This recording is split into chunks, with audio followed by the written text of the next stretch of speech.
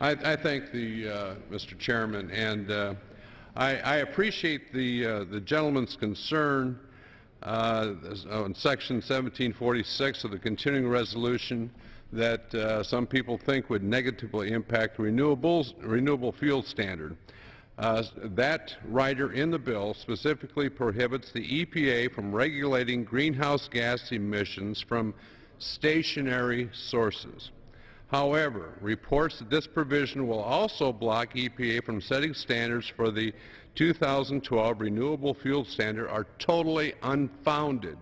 And the Energy and Commerce Committee confirms this. Everyone else, and the gentleman I know used to be a member of that committee. I think it's really important to clarify that the rider in the CR is narrowly focused on EPA's new stationary source permitting authority and does not affect EPA's renewable fuels program.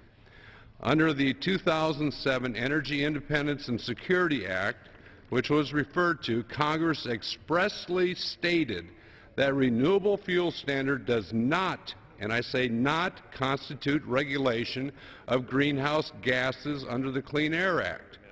The fundamental purpose of the renewable fuel standard is to ensure our nation's energy security and to reduce our dependence on foreign sources of oil while providing a valuable incentive for the production of agriculture.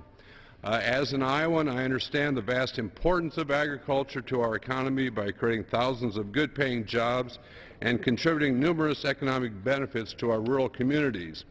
And I understand concerns that may have been expressed.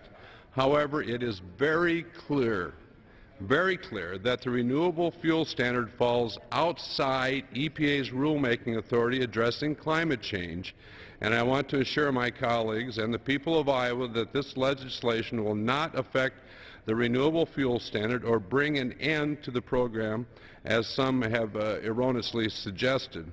Mr. Chairman, I mean,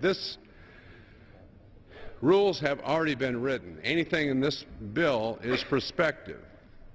We already have the standard in place, and this does not affect that anyway. And I find it interesting that people would now talk. I mean, in the Senate, Senator Rockefeller, a Democrat over there, and I hate to see this be politicized because it should not be a political issue, but the Democrat senator from West Virginia has this identical language, and no one has said anything about that. He wants for 2 years to have a prohibition. The Energy and Commerce Committee is having debates as to making it permanent as far as the prohibition, and I have not heard any concerns about that. So it is, I think, very unfortunate that some information is being put forth on the floor of the House here that is not true. The Energy and Commerce Committee has said over and over again that this does not affect renewable fuel standards, will have no impact as far as ethanol is concerned. And with that, Mr. Chairman, I yield back the balance of my time. I thank the gentleman from Idaho. You know, if there are people concerned about this, why didn't they come to us and talk to us before? You talk about the different groups out there, and that's because they've been given bad information that's not true.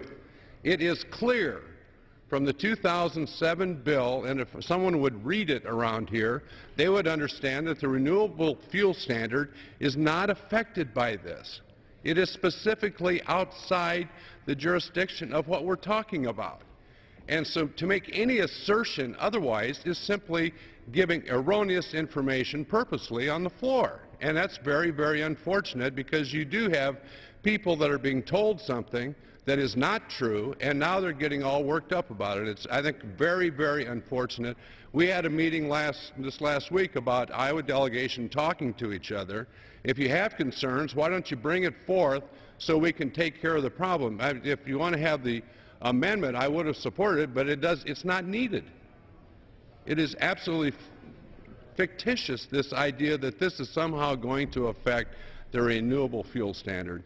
And I think it's very unfortunate that this issue has become something that has been dreamt up for other reasons, I think.